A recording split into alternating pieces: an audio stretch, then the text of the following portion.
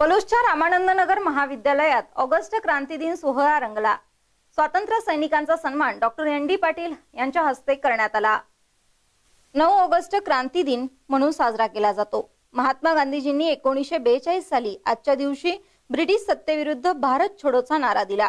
ऐन तारुण्यात देशासाठी लढलेल्या स्वातंत्र्य सैनिकांचा, त्यांच्या त्याग आणि राष्ट्रप्रेमाचा गौरव, त्यांच्या शौर्याचं स्मरण आजच्या दिवशी आपण करणं गरजेचं आहे। हा मानस घेऊन रयत शिक्षण संस्थेचे arts, science and commerce college Ramanandnagar या महाविद्यालयाने 9 ऑगस्ट क्रांती दिन सोहळ्याचे आयोजन केले होते।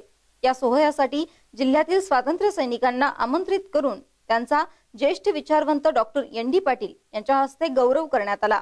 महाविद्यालयाचे प्राचार्य डॉक्टर सुनील कांबळे कार्यक्रमाच्या अध्यक्षस्थानी होते।